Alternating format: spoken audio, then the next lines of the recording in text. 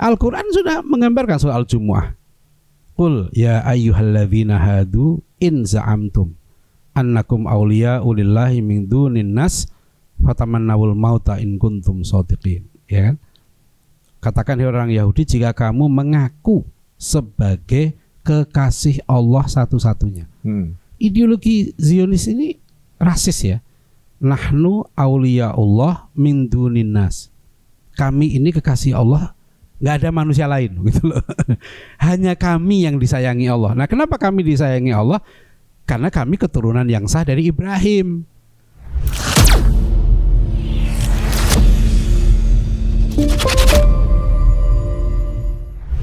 Tapi di dark age-nya Kristen. Bukan, nanti ketika bahkan Kristen pun menikmati zaman perdamaian di Andalusia itu hampir 800 tahun. Nah, ketika nanti Granada jatuh, benteng terakhir umat Islam di Andalusia kan Granada. Tahun 1497. Granada jatuh tuh. 47. 1497.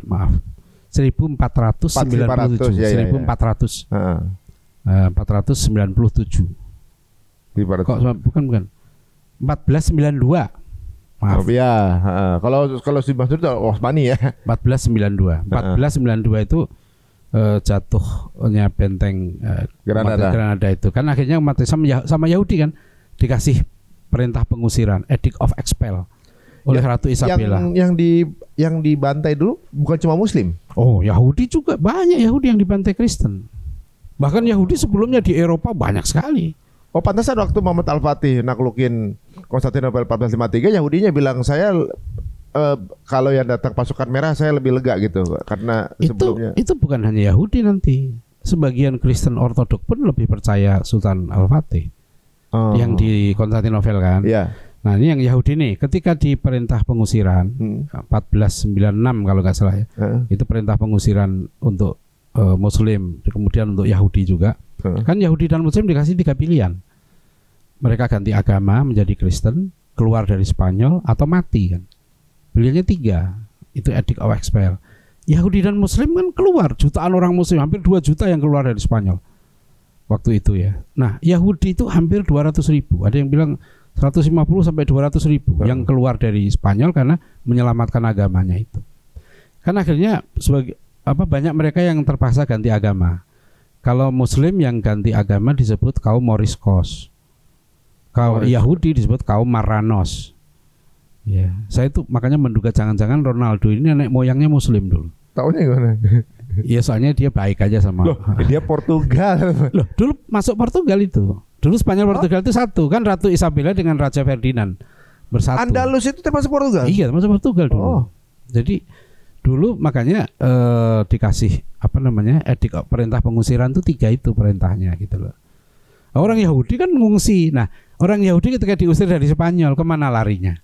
Bukan ke Eropa, dia ke Turki Utsmani. Maka kemudian orang Yahudi sekitar 200.000 dilindungi di Turki Utsmani 400 tahun orang Yahudi itu. Itu saya meneliti bagaimana Yahudi ada yang ke Maroko juga nggak? Banyak. Makanya Yahudi itu kan kemana-mana di negeri. Sampai sekarang orang Yahudi di negeri Muslim nggak diapa-apain mereka. Iya, yang saya dengar ceritanya waktu Holocaust itu Nazi nyari di negara Maroko, berikan Yahudimu. Raja Maroko bilang tidak ada Yahudi di sini, semuanya warga Maroko. Padahal orang Yahudi dilindungi. Dilindungi orang Yahudi. Loh, nanti ada surat-surat dari tokoh Yahudi dunia yang mengatakan kami di Turki Utsmani ini tidak seperti pengasingan.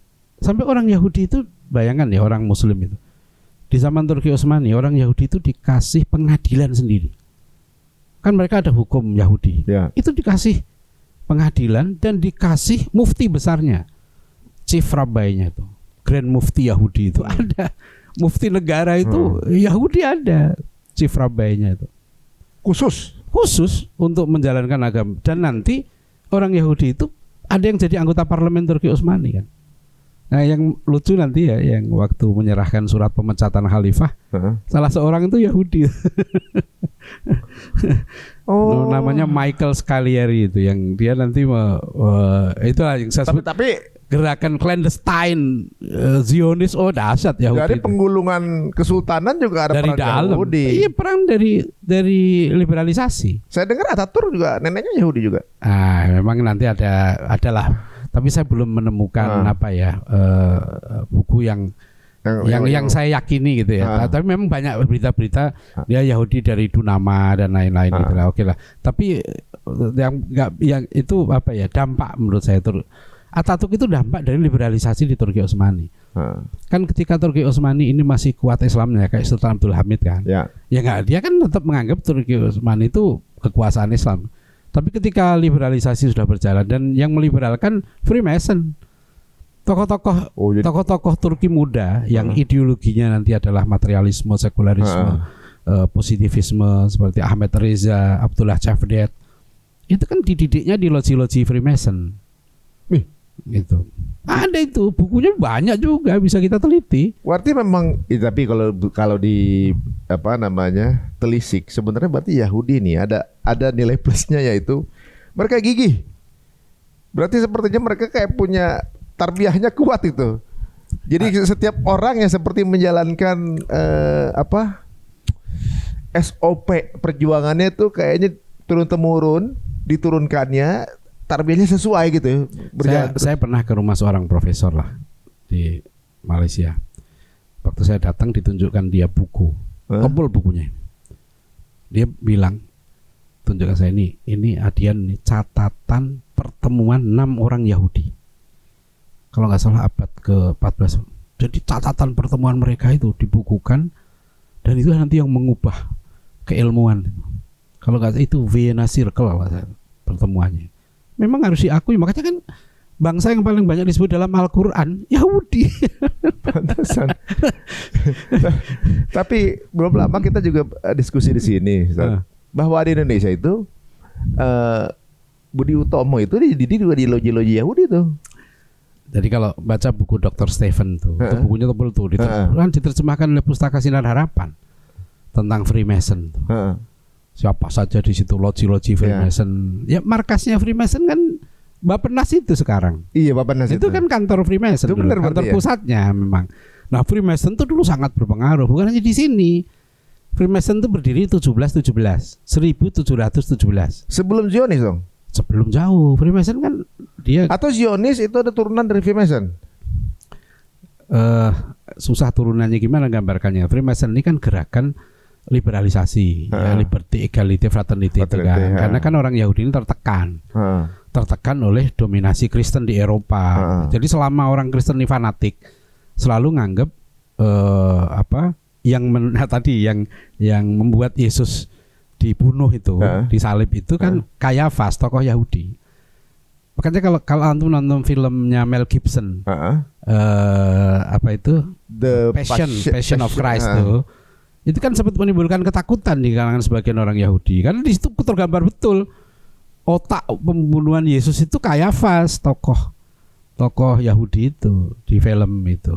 Jadi memang Yahudi itu kalau di Eropa ketakutan. Sebetulnya kan Zionis politik Herzl itu kan terjadi karena kebencian Kristen pada Yahudi. Sehingga Herzl dulu orang Yahudi di Eropa itu kan dibantai, dibunuhin, ada yang diusir, hartanya dirampas, masukkan ke ghetto di sana. Herzl ini punya pikiran untuk asimilasi semula mereka supaya kita diterima, udah masuk Kristen atau kita lebur dengan budaya orang Kristen di Eropa.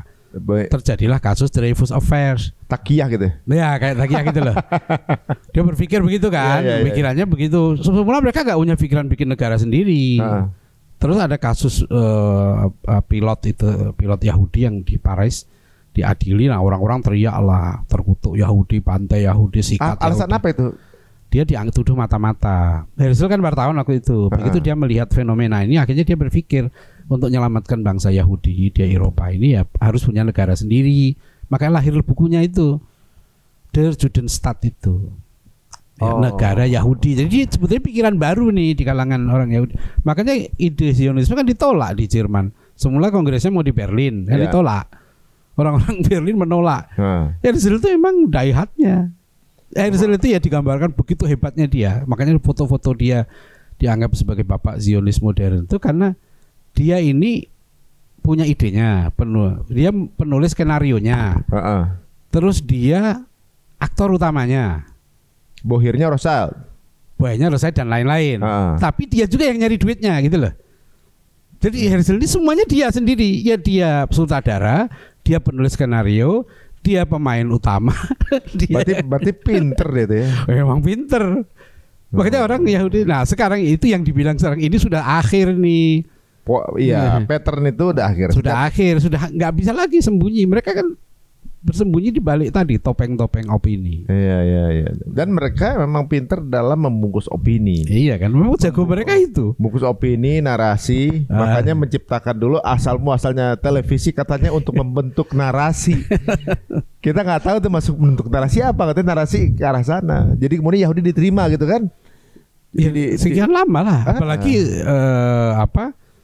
ya 5 negara yang punya hak veto semuanya kan dulu dukung Israel semuanya. Sekarang tinggal Amerika pun sudah terpecah. Jadi kalau kita malah menurut saya yang lebih penting sekarang kita bicara pendidikan Yahudi itu, karena itu sudah disabdakan Rasulullah SAW. Ya, maksudnya gimana pendidikan Yahudi itu? Kan Rasulullah sebut setiap anak lahir dalam keadaan fitrah. Kullu mauludin yuladu alal fitrah. Setiap anak lahir dalam keadaan fitrah, dalam keadaan bertauhid. Fa'abawahu yuhawidani, kedua orang tuanya yang menjadikan dia Yahudi, au yunasironi atau Nasrani, au yumajisi atau Majusi. Bukan darahnya kalau Yahudi. Bukan. Kalau hadis ini maknanya bukan pendidik orang tuanya itu mendidik anak-anak itu menjadi Yahudi. Sebab bukan ganti KTP menjadi agama Yahudi, karena agama Yahudi ini agama bangsa, dia henoteisme seperti Konghucu. Ya. Jadi agama Yahudi itu agama yang hanya untuk orang Yahudi. Orang Yahudi itu nggak berminat nyebarin agamanya. Karena memang udah diporsikan gitu ya. Karena mereka merasa bangsa Yahudi kan bangsa terbaik. Ya, mereka ya yang layak memeluk agama Yahudi ya mereka aja ngapain nyebarin agamanya. Mereka kan sampai sekarang nggak sampai 15 juta seluruh dunia. Tugas mereka cuma mencari simpati berarti. Bukannya nyebarin agama. Nah inilah yang menarik kan. Nyebarin simpati berarti. Dulu ya kalau kita lihat ini Profesor Salabi menggambarkan sejarah kenapa sih Yahudi itu dibenci gitu. Kan dia merujuk pada kasusnya Nabi Yusuf. Sama Nabi Yusuf percaya mereka. Nah mereka ini suka eksklusif. Dari dulu mereka itu karena merasa hebat, merasa beda dengan bangsa yang lain, ya kan. Makanya Hitler jengkel kan dengan mereka. Ini memang rasnya ini yang selalu diagung-agungkan. Rasis banget itu ya. Rasis. NPD gitu ya. Al-Quran sudah menggambarkan soal Jumu'ah. Qul ya ayyuhalladzina hadu in za'amtum annakum awliya'u lillahi min dunin nas fatamannawul mauta in kuntum shadiqin. Ya kan? Katakan orang Yahudi, jika kamu mengaku sebagai kekasih Allah satu-satunya. Ideologi Zionis ini rasis ya. Nahnu awliyaullah min dunin nas. Kami ini kekasih Allah, nggak ada manusia lain gitu loh. Hanya kami yang disayangi Allah. Nah, kenapa kami disayangi Allah? Karena kami keturunan yang sah dari Ibrahim. Jadi bagi Yahudi itu, kalau kita baca sejarah history of the Jewish people, mereka itu lucu ya. Kan sejarah Yahudi itu harusnya berawal dari Nabi Yakub. Ya. Tapi mereka tarik ke Nabi Ibrahim. Nabi Ibrahim itu bapak mereka kan, patriark Abraham. Kakek malah ya. Iya. Kan jauh nih Yakub sebetulnya kan. Ibrahim, Ismail, Ishak baru Yakub kan. Tapi kenapa mereka Ibrahim? Karena ada di Bible mereka kata-kata aku berikan negeri ini. Nah itu nanti yang dibilang Israel Raya itu kan. Aku berikan negeri ini kepada anak keturunanmu. Anak keturunanmu itu siapa? Nah itulah nanti Ismail atau Ishak. Maka orang Yahudi itu nggak suka Hajar kan.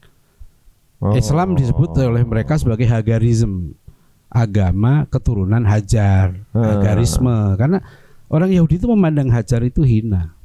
Antum bayangin sekarang klaim-klaim Yahudi seperti itu dipatahkan oleh Islam. Orang menghina Hajar, Siti Hajar ya luar biasa. Satu-satunya perempuan yang dijadikan apa sebab ya latar belakang ibadah yang sangat berat kan. Mungkin ibadah sa'i itu kan paling berat nih. Itu kan hanya orang Islam. Gimana coba? Itu kan Ismail, Hajar itu dihina oleh mereka Yahudi itu, dimuliakan oleh Islam luar biasa. Jadi kalau orang itu haji umrah itu sadar, dia lagi perang sama Yahudi seperti itu. Oh iya ya, benar lagi ya. Makanya benar juga tuh kalau nggak salah Yahudi itu kan dari kakaknya Yusuf kan Yehuda kan? Iya, Yehuda. Yang punya niatan jahat sebenarnya. Berarti sebenarnya yang memang keturunan jahat juga tuh ya. Di buku saya itu ada di dalam Bible itu ya, lucu juga tuh. Yehuda itu kan berzina dengan mantunya, namanya Tamar. Nah itu menarik nanti. Kenapa tokoh-tokoh Yahudi di situ tuh berzina? Dalam agama Yahudi kan kalau berzina dirajam hukumannya. Ya, kitab Imamah pasal 12 kalau nggak salah. Itu ada hukuman zina itu kan dilempari batu sampai mati. Itu malah pentolan. Tapi Yehudanya zina dengan Tamar, dengan menantunya sendiri. Berarti agama jadi fail itu sebenarnya. Nah, iya, nah itulah zaman Rasulullah kan. Rasulullah ada Yahudi kan berzina, terus diarak kan. Rasulullah tahu itu, dipanggil mereka, ya kamu apa? Ya mereka hukumannya diarak begini, kata Rasul. Coba buka kitab kau. Rasulullah tahu Bible. Dibuka berzina. Di kisahnya Yehuda di Perjanjian Lama itu kan Yehuda berzina dengan menantunya namanya Tamar. Tamar itu kalau nggak salah punya suami namanya Onan. Nanti kisah Onani itu dari kata Onan. Oh ya ampun. Tamar itu kan. Nah itu nyambung semua itu ya. Iya, jadi kisah oke lah itu sejarah terlalu panjang. Saya mau cerita di sini lah. Di dalam pendidikan itu nanti yang penting. Jadi jangan terpengaruh pada ini karena selama ini Yahudi bukan sebagai komunitas, sebagai ras ya, tapi Al-Quran itu menggambarkan sifat-sifatnya. Karena Rasulullah udah mengingatkan, orang tualah yang kalian nanti jadikan anakmu itu seperti bersifat seperti orang-orang Yahudi itu. Makanya dalam Al-Quran kan rinci banget digambarkan sifat-sifat Yahudi dalam Al-Quran itu kan. Tadi itu rasis, materialisme, ya Al-Baqarah 96 itu. Wala tajidannahum akhrasan nasi ala hayah, kamu akan jumpai orang-orang Yahudi itu manusia-manusia yang paling tamak terhadap dunia itu. Tempat aja orang Yahudi. Saya sering bilang mereka sebetulnya kalau mau tenang, udah asalnya nggak punya negara kan, diusir di mana-mana, udah dapat negara Palestina, udah dikasih 50% nggak puas, 80% nggak puas juga. Orang Palestina cuma minta 18% kok. Malah itu pun sekarang digerogoti mereka ya. Jadi ini nggak puas. Mereka emang curang lagi orangnya. Dan selalu nggak menepati janji kan gitu kan? Ya itu kalau Al-Baqarah kan sampai ada surat khusus Al-Baqarah itu kan tentang Yahudi sapi itu kan. Kisah apa sih itu kan? Kisah pembunuhan, ya kan? Yang akhirnya dibuktikan dengan menyembelih sapi kan? Pembunuhan siapa? Kan orang Yahudi ada yang terbunuh. Untuk mencari pembunuhnya kan akhirnya Nabi Musa nyuruh tuh ya sembelih sapi. Innallaha ya'murukum an tadbahu baqarah. Allah menyuruh kalian menyembelih sapi. Selesai sebenarnya. Orang Yahudi ini enggak ngeyel lagi sama Nabi Musa. Mereka kan enggak tahu terima kasih. Baru diselamatkan oleh Nabi Musa nih ya. Dari pembantian Firaun. Apa yang mereka lakukan? 40 hari ditinggal Nabi Musa ke Bukit Tursina, sudah nyembah patung anak sapi. Kan akhirnya mereka dihukum. Jadi kisah emang ngeyel itu. Raja ngeyel. Jadi wah liciknya bukan. Dan coba Nabi Musa itu kan sedih dalam surat As-Saff. Wa idh qala Musa liqaumihi ya qaumi lima tu'dzunani wa qad ta'lamuna anni rasulullah ilaikum. Falamazaghu azaghallahu qulubahum wallahu la yahdil qaumal fasiqin. Coba Nabi Musa itu enggak begitu. Ini kan nadanya Nabi Musa itu sedih banget gitu kan. Wahai kaumku, kenapa kamu nyakitin aku gitu loh. Aku ini kan utusan Allah untuk kalian gitu kan. Kenapa kamu nyakitin aku? Enggak begitu. Nabi Musa itu jagoan, sekali pukul mati. Kan itu ceritanya. Nabi Musa itu qawiyun amin, ya kan? Makanya diambil menantu sama Nabi Syuaib. Iya kan, karena badannya kuat, jagoan, terpercaya. Tapi dengan hadapi kaumnya sendiri kan sedih. Dapat kaumnya ngeyelan gitu kan. Suruh nyembelih sapi gitu kan. Iya. Apa qalu atattakhiduna huzwa. Wahai Musa, kamu main-main, kamu bercanda Musa. Nabi Musa jawab lagi kan, surat Al-Baqarah itu kan 69. Qala a'udzu billahi an akuna minal jahilin. Ya, aku berlindung pada Allah bahwa aku ini tolol gitu. Dia marah kan Nabi Musa itu di situ. Terus nanti kan dia tanya lagi kan, sapi seperti apa? Jawab lagi begini, jawab lagi begini. Hampir mereka nggak melaksanakan itu. Oh, coba cari pembenaran. Iya, jadi sebetulnya mau ngeles, nggak mau ngelaksanain. Nah, bertanya tapi mau begini sih, makin akhirnya menyulitkan mereka kan. Ya, kan, akhirnya suruh sapi yang nggak pernah ini, nggak pernah itu, sapi yang bagus.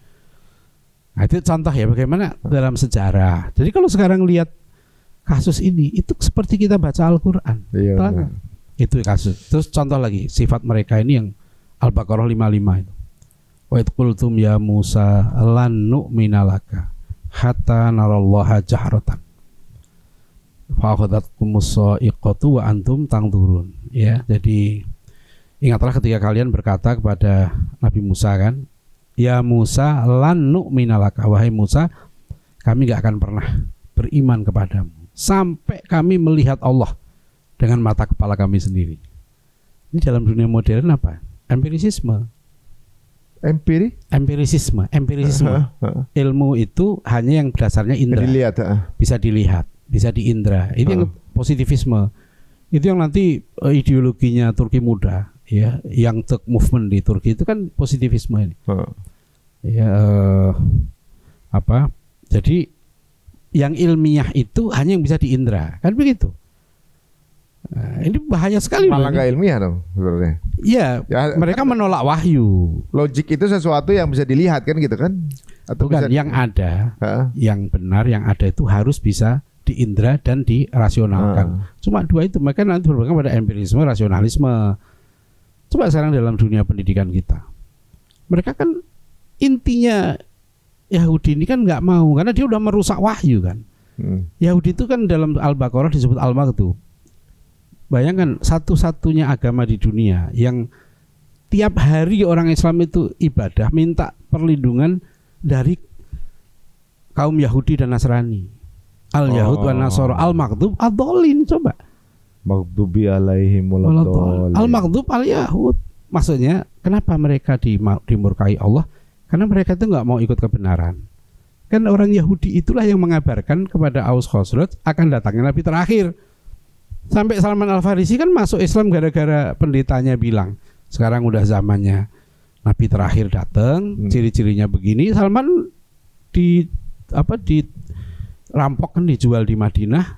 Dia pas Rasulullah hijrah, Salman Al-Farisi itu kan. Nah, ini ciri-cirinya persis seperti yang dikatakan pendetanya. Masuk Islam dia. Justru gara-gara referensi itu. Gara-gara Yahudi. Tapi namanya? Sama apa sih orang Persia? Iya, Persia. Kan dia kan berganti-ganti pendeta tuh. Sebelum akhirnya pendeta terakhir dia meninggal. Pendetanya meninggal kan dikasih tahu. Nabi sekarang ini Nabi terakhir itu sudah zamannya, ini saatnya datang. Ciri-cirinya begini, nggak nerima sedekah, ada cap kenabian di punggungnya itu. Nah, ternyata Salman Al-Farisi datang waktu pas Rasulullah hijrah ke Madinah itu. Jadi dia tuh dirampok, dijual ke Madinah. Salman itu kisahnya kan gitu. Oh. Nah, nyambung. Ya orang Yahudi lah yang ngabarin duluan kan, suku Aus Khosraj tahu ciri datangnya Nabi terakhir dari mana? Kan dari Yahudi. Berarti falamma ja'ahum bil bayyinati qalu hadza sihrun mubin. Ketika datang bukti-bukti yang nyata, orang Yahudi yang mengatakan ini sihir yang nyata. Ini tipuan. Berarti sebenarnya orang Yahudi paham benar mengenai kedatangan Rasulullah dong waktu itu. Tahu lah. Itu kisah Abdullah bin Salam yang masuk Islam itu kan. Dia kan Yahudi, rabi Yahudi terkemuka. Pendeta Yahudi yang hebat. Abdullah bin Salam ini. Dia kan akhirnya dia masuk Islam, sembunyi di rumah Rasulullah. Orang Yahudi datang, Abdullah bilang, sampaikan ya Rasulullah kepada orang Yahudi, tanya tentang aku. Wah, Rasulullah, gimana pendapat kalian tentang Abdullah bin Salam? Orang Yahudi bilang, oh ya, Abdullah bin Salam itu pemuka kami yang terpercaya, ulama kami yang hebat. Terus Abdullah bin Salam keluar. Nah, ketahuilah aku sekarang udah masuk Islam. Langsung mereka caci maki Abdullah bin Salam. Oh. Nggak banyak yang masuk Islam tuh. Ya Abdullah bin Salam, Mukhairik ya. Tapi kisah-kisah mereka itu nanti menarik gitu lah. Tapi kalau kita lihat berarti sebenarnya mereka tuh tahu kebenaran itu di mana ya. Makanya kan mereka dibilang mereka kenapa dimurkai? Mereka tahu kebenaran, tapi mereka nggak mau ikut dan bahkan merusak. Al-Baqarah 75 79 tuh. Ya 75 itu afatat mauna ayyuk minulakum waqad kana fariqum minhum yasmauna kalamallah tsumma yuharrifunahu min ba'di ma aqalu wa hum ya'lamun. Ya, apa kalian ingin ya mereka Yahudi maksudnya masuk Islam? Sedangkan sudah ada segolongan mereka yasmauna kalamallah yang mendengar kalamullah itu. Tsumma yuharrifunahu. Kemudian mereka merusak, mengubah-ubah itu. Min ba'di ma aqalu setelah mereka paham. Wahum ya'lamun, mereka faham. Jadi mereka itu merusak agama sadar. Nanti sama dengan ketika Yahudi liberal. Yang pertama kali nempel kata liberal sama agama ya mereka lah. Yahudi itu. Liberal Judaism, sekte resmi dalam agama Yahudi itu. Nanti diikuti dengan sekte resmi itu? Iya. Ada sinagog. Saya pernah ke Inggris. Tapi kontra nggak sama Naturkarta gitu? Oh, kontra. Ini Yahudi itu macam-macam kan. Orthodox Judaism, Liberal Judaism, Reform Judaism. Denominasi. Kalau di gereja sinagog Yahudi liberal itu sudah mereka sudah ada kawin sejenis itu di dalam sinagog. Di liberal itu? Liberal, Yahudi liberal. Di internet banyak, lihat aja. Liberal Judaism itu banyak. Salah satu tokohnya terkenal tuh yang di Jerman tuh. Jadi Abraham Geiger. Nah, itu yang dia nulis buku What Did Muhammad Borrow from Judaism? Apa yang Muhammad pinjam dari Yahudi? Ya itu. Islam itu banyak minjam dari Yahudi kan. Cara rukuknya kan orang Yahudi juga bukuk-bukuk gini. Macam-macam lah itu mereka bilang nanti. Itu kan sukanya klaim-klaim gitu mereka, sama aja sih. Tapi kalau dilihat, kalau misalnya kita kembali kepada pendidikan, ada nggak sih celah untuk intervensi di kita nih dengan keadaan kayak gini, celah-celah? Lo nggak usah diintervensi, kita sendiri yang memilih kok, nggak usah diintervensi. Sekarang coba pendidikan kita sekarang melahirkan nggak empirisisme itu? Apa sekarang, maaf ya, pemerintah nyusun kurikulum ini dasarnya Quran Sunnah. Ini reboh nih, TKA, nilainya matematik, ini ribut itu. Ada tes wajib kan sekarang, ujian wajib bagi anak sekolah itu ya. Ini karena menterinya kan saya kenal baik, udah ketemu dua kali juga saya sama beliau gitu. Jadi nggak bisa ngomong ini. Bisa, coba saya gini kan. Ini menteri ya, menteri pendidikan. Bikin TKA, tahu kan? Ya. Tes apa? Kemampuan akademik. Yang wajib 3 kan? Apa? Bahasa Indonesia, bahasa Inggris, matematika. Kan ini nilainya yang rendah-rendah, semuanya rendah kan rata-ratanya gitu. Pertanyaan saya kan harusnya ada juga dong tes kemampuan akhlak, tes kemampuan Al-Quran kan gitu. Kenapa matematika diwajibkan tapi ngaji nggak ada tesnya? Terus boleh.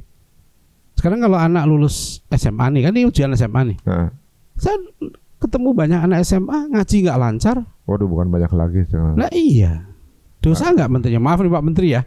Menurut saya Pak Menteri dosa loh ini. Kalau nggak mewajibkan anak muslim lulus SMA itu sholatnya benar. Hanya untuk yang muslim ya? Iyalah, yang lain kan nggak wajib sholat. Iya, benar. Kalau yang bukan muslim wajib masuk Islam gitu loh. Kalau yang muslim dia wajib imannya benar, akhlaknya benar, ibadahnya benar, minimal akhlak, hajinya kan benar. Iyalah, harus. Itu kan penting. Bangsa kita mau jadi apa?